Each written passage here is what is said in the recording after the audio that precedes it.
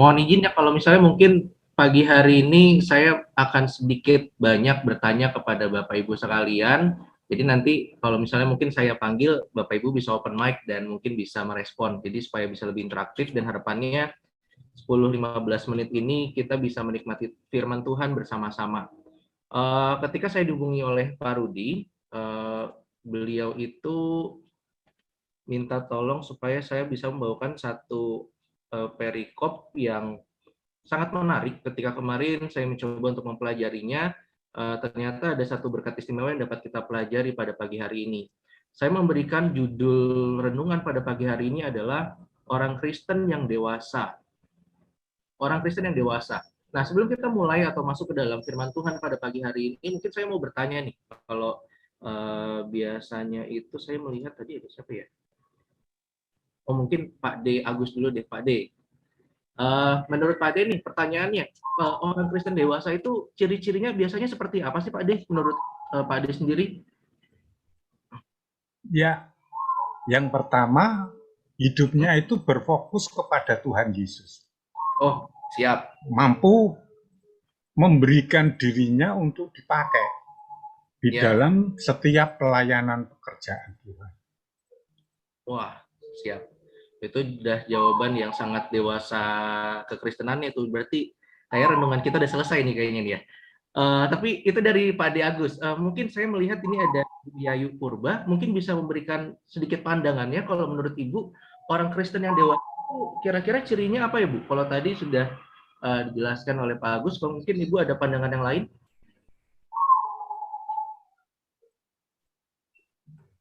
Ya, benar-benar menjadi pelaku firman dari hal-hal yang kecil. Misalnya nih yang lagi kekinian ini, yang kita sangat mengandalkan atau dalam sehari itu bisa sekian jam membuka WhatsApp. Ketika ada firman Tuhan katakan, hendaklah kamu terlebih lebih cepat lambat berkata-kata, cepat mendengar. Gimana kalau kita ganti lebih cepat membaca daripada memforward atau benar. Itu kita ganti itu yang kekinian banget ya. Lalu yang kedua ini contoh praktis saja.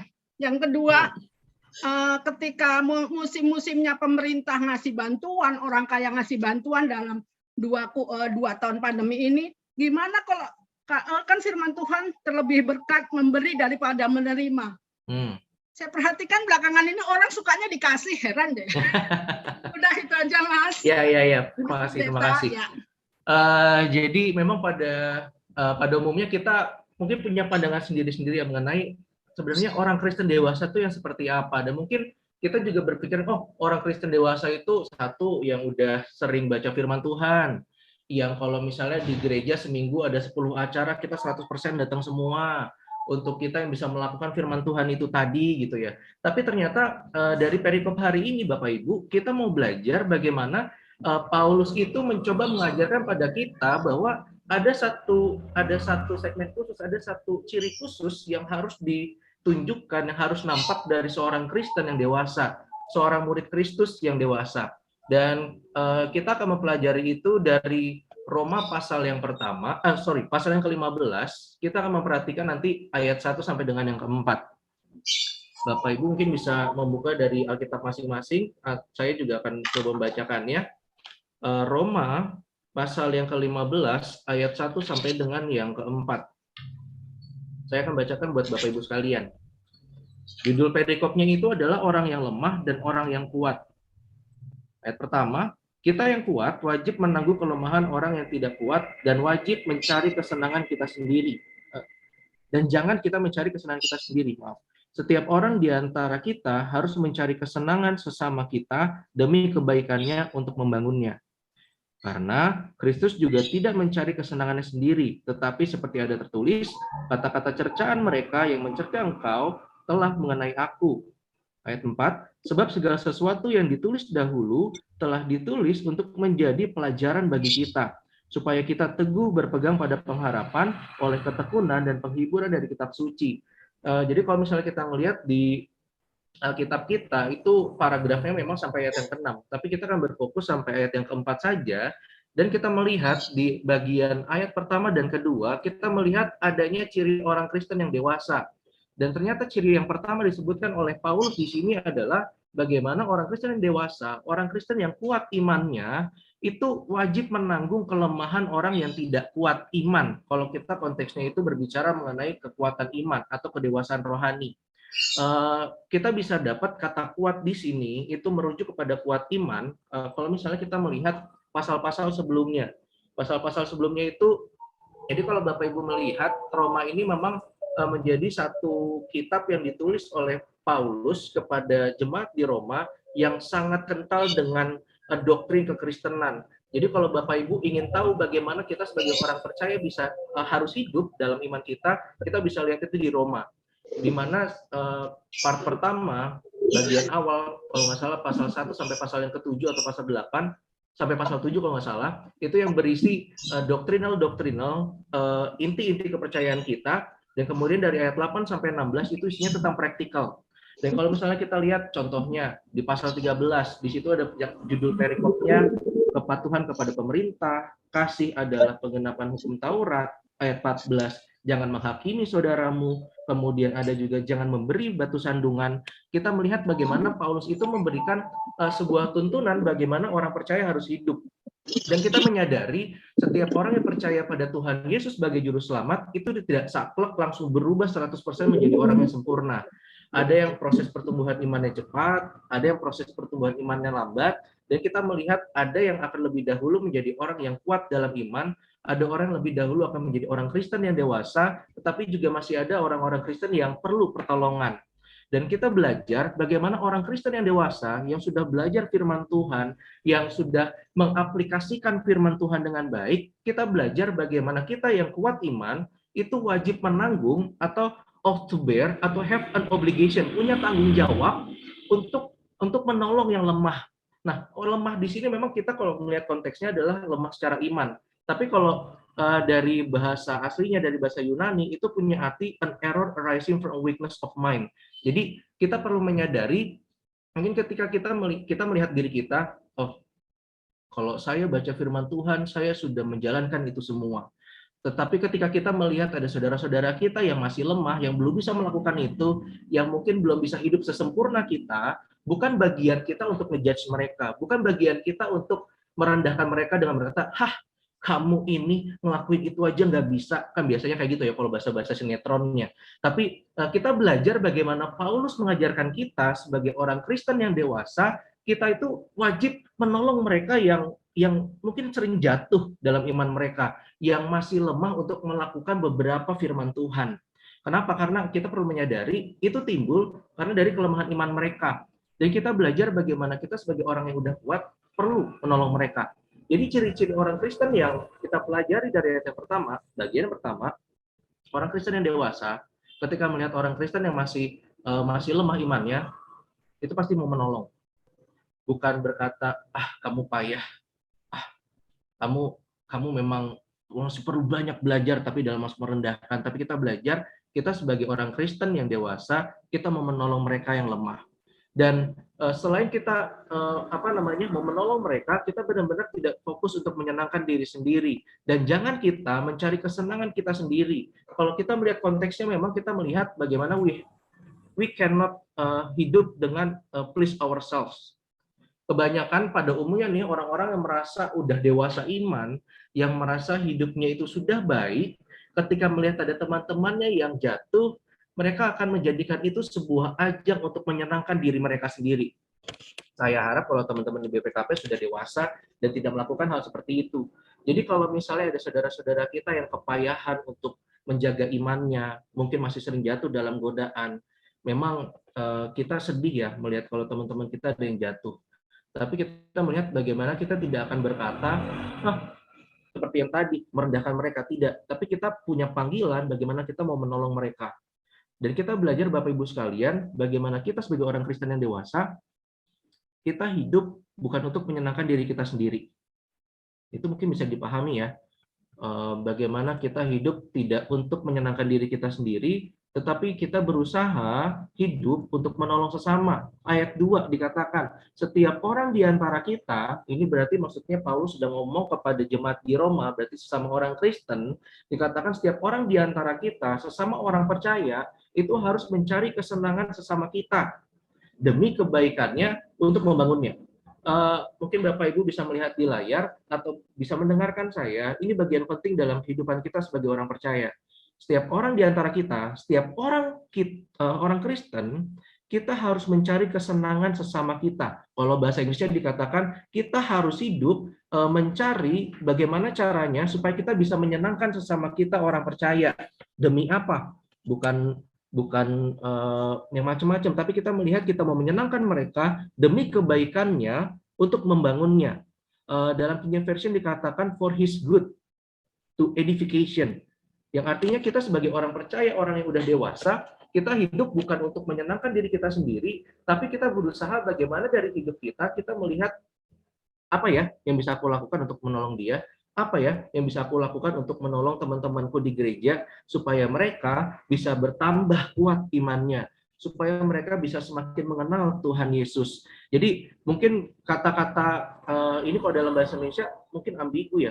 Kita harus, setiap orang di antara kita harus mencari kesenangan orang lain. Kita harus menyenangkan orang lain. Mungkin kalau dalam konteks kita di dunia kerja, mungkin kita ada mungkin apa istilahnya ya, ada motivator yang mengatakan kita tidak boleh jadi yes man, kita tidak boleh asal ngikutin aja atau menyenangkan siapa saja. Tapi di sini kita belajar, Paulus mengatakan pada kita harus menyenangkan orang lain. Menyenangkan di sini, tapi yang perlu kita sadari adalah kita mau menyenangkan orang lain, bukan menyenangkan secara duniawi, yang contohnya ketika ada mungkin teman kita yang jatuh dalam dosa dan kita biarin aja karena aku mengasihi dia, jadi dia mau ngelakuin apa aja, ya sok weh gitu ya. Enggak, bukan yang seperti itu Bapak Ibu. Tapi bagaimana kita mau menyenangkan orang lain, itu yang artinya adalah kita mau membuat mereka bisa menikmati hidup bersama Tuhan bersama-sama. Orang percaya, orang Kristen yang dewasa, itu punya pandangan bagaimana hidupnya bisa membawa orang lain menikmati hidup bersama dengan Tuhan. Saya percaya 38 orang yang hadir pada saat ini sudah merasakan begitu indahnya kasih Tuhan, begitu indahnya pengorbanan Tuhan Yesus di atas kayu salib, dan saya tidak menutup kemungkinan ada teman-teman di sekitar kita, mungkin bahkan di gereja kita, atau mungkin bahkan di dalam keluarga kita, masih ada orang-orang Kristen atau orang percaya yang belum bisa menikmati hidup di dalam Tuhan Yesus. Yang mungkin masih suka mencari kenikmatan hidup duniawi, yang padahal itu cuma sementara banget. Tapi kita di sini diingatkan bagaimana orang Kristen dewasa itu harusnya menolong orang lain supaya bisa menikmati kasih-Nya Tuhan bersama-sama. Seperti saya, Bapak Ibu sekalian, ya tadi di awal sempat disampaikan juga, dan pertama kali saya kesini saya juga sempat menyampaikan, dulu saya sempat kerja juga di salah satu instansi negara, dan saya sangat menikmati pendapatannya dari sana. Bahkan ketika saya ada ditugaskan untuk keluar, saya pulang-pulang bisa beli HP baru, nggak usah minta orang tua gitu ya. Tapi ternyata ketika saya dipanggil Tuhan, kenapa saya mau terima panggilan Tuhan untuk melayani Tuhan sepenuh waktu? Cuma satu hal, cuma satu alasan. Karena saya benar-benar menyadari betapa besar kasih Tuhan Yesus buat saya. Itu menjadi alasan utama kenapa saya mau meninggalkan nikmatnya hidup dunia, meninggalkan enaknya pekerjaan saya, untuk saya bisa menikmati kasih-Nya Tuhan. Dan saya percaya mungkin walaupun di sini Bapak Ibu tidak terpanggil sepenuh waktu seperti saya, tapi saya percaya Bapak Ibu juga merasakan kasih Tuhan Yesus yang sama. Bagaimana ia tahu kita berdosa, ia tahu kita pernah melakukan banyak dosa dan mengecewakan Tuhan, tapi ia masih mau terima kita dan mati buat kita. Dan saya cuma mengatakan itu adalah suatu kenikmatan rohani, itu adalah suatu keistimewaan bagi saya yang dapat saya rasakan, begitu juga dengan kita semua. Tapi di luar sana, masih banyak teman-teman kita yang belum bisa merasakan itu. Dan bagaimana kita mau berusaha menjadikan hidup kita jadi pribadi yang bisa membawa keluarga kita, membawa teman gereja kita, atau bahkan sampai membawa orang-orang yang belum mengenal Kristus untuk bisa menikmati kasih-Nya Tuhan. Tapi pertanyaan selanjutannya, kenapa saya harus susah-susah seperti itu? Kenapa saya harus menyenangkan orang lain? Kenapa saya harus membawa orang lain ke dalam kasih-Nya Tuhan, bisa menikmati kasih-Nya Tuhan? Kita coba lihat lanjutannya Bapak Ibu sekalian. Sederhana, Paulus cuma bilang, karena Kristus juga tidak mencari kesenangannya sendiri. Tetapi seperti ada tertulis, kata-kata cercaan mereka yang mencerca engkau telah mengenai aku. Jadi ketika orang Kristen dituntut untuk dewasa, dewasa berarti yang mau memperhatikan orang lain, yang mau menolong orang lain supaya bisa bertumbuh dewasa seperti kita, alasannya sederhana. Karena Kristus juga tidak mencari kesenangannya sendiri. Mungkin kita perlu menyadari, apa sih arti kata Kristen itu sendiri? Kristen itu artinya adalah Kristus-Kristus kecil, yang artinya yaitu sebuah ejekan yang diberikan kepada pengikut-pengikut Kristus pada masa awal-awal Tuhan Yesus telah naik ke surga. Itu ejekan buat Petrus, ejekan buat Paulus. Dan itu menjadi status kita sekarang. Kita adalah orang Kristen, kita adalah pengikut Kristus, kita adalah Kristus-Kristus kecil. Jadi kita belajar ketika kita percaya pada Tuhan Yesus sebagai juru selamat, kita menjadi orang Kristen, dan orang Kristen itu harus dewasa dan bisa menjadi berkat buat orang lain. Kenapa? Karena Kristus demikian. Whatever Christ, please not himself. Karena Tuhan Yesus saja, kalau dalam bahasa Indonesia ada penekanan saja ya, karena Tuhan Yesus saja tidak menyenangkan dirinya sendiri. Kalau Tuhan Yesus saja, Tuhan kita, Raja kita, ketika turun ke dunia tidak menyenangkan dirinya sendiri, apalah kita yang mungkin hanya sebutiran debu mencoba untuk menyenangkan diri sendiri gitu ya. Kita belajar, kita sebagai orang percaya, mau ikut teladannya Tuhan Yesus, dan ketika Tuhan Yesus hidup tidak menyenangkan dirinya sendiri, kita juga melakukan demikian. Bahkan seperti ada tertulis kata Paulus, ini diambil dari Mazmur, Bapak Ibu sekalian, kata-kata cercaan mereka yang mencerca engkau dalam tanda kutip di sini engkaunya besar yang artinya adalah Tuhan telah mengenai aku. Jadi ini adalah sebuah perkataan nubuat tentang mesianik yang tentang apa yang akan dilakukan oleh Tuhan Yesus kelak. Dan di sini dikatakan Tuhan Yesus itu tidak menyenangkan dirinya sendiri, bahkan ia hidup ke dunia itu untuk menanggung ejekan-ejekan orang kepada Tuhan. Ia datang ke dunia itu untuk menerima siksaan. Dan apalah kita yang Tuhan kita sendiri aja itu datang ke dunia untuk menanggung ejekan, untuk menanggung siksaan, kemudian sampai harus mati di atas kayu salib. Kenapa kita yang menjadi anak-anaknya menuntut untuk hidup enak gitu ya? Jadi kita belajar, kita mau ikut teladan Tuhan Yesus. Pagi-pagi dikasih firman Tuhan berat banget ya. Mohon maaf ya Bapak-bapak dan Ibu-ibu sekalian, tapi kita di sini diingatkan oleh Tuhan bagaimana kita sebagai orang Kristen yang dewasa, kita belajar, kita hidup bukan untuk diri kita sendiri, tapi untuk menyenangkan Tuhan. Kenapa kita mau menyenangkan orang lain, menyenangkan Tuhan dengan kita mau menolong orang lain? Karena Tuhan Yesus juga melakukan hal yang serupa. Bagaimana ia turun ke dunia bukan untuk disembah, tapi untuk mati di atas kayu salib mengorbankan nyawanya. Begitu juga dengan kita yang sudah merasakan pengorbanan Tuhan Yesus, bagian kita untuk berkorban bagi orang lain, sehingga banyak orang lain yang bisa melihat kasih-Nya Tuhan. Pertanyaannya lagi nih, mampu nggak ya kita melakukan seperti itu? Bisa kuat nggak ya kita ngadepin seperti itu? Aduh Pak Jalu, saya kalau dengerin orang lain ngomongin di belakang aja tuh saya udah nggak kuat Pak Jalu, pengen udah mundur aja dari pelayanan. Kalau misalnya saya ngelakuin hal yang baik, tapi orang tuh masih mikirin negatif terus tentang saya. Mampu nggak ya saya bisa melakukan hal baik seperti itu untuk menolong orang lain?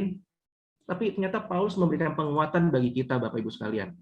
Penguatannya, Paulus mengatakan, sebab segala sesuatu yang ditulis dahulu, yang udah ditulis dari kemarin-kemarin, yang kata Paulus, itu ditulis untuk menjadi pelajaran, sebuah teaching, sebuah instruction, sebuah pengajaran yang memberikan kita pengertian, memberikan pengarahan, supaya kita terus bisa berpegang nih sama perintah Tuhan, semua pengharapan yang Tuhan Yesus kasih. Oleh ketekunan, dengan patience, dengan kesabaran, dengan endurance, dengan ketahanan, dan penghiburan. Jadi, kalau misalnya nih, di awal kita tadi dikasih tahu nih tugas kita sebagai orang Kristen dewasa, kita harus jadi berkat, kita harus bisa membawa orang lain mengenal Kristus. Kenapa? Karena Tuhan Yesus memberikan teladan itu. Dan hari ini kita dikasih tahu nih caranya supaya kita bisa terus kuat. Caranya gimana? Baca firman Tuhan. Kalau kita pengen jadi berkat, tapi kita nggak pernah baca firman Tuhan, yang ada kita bakal cepet capek.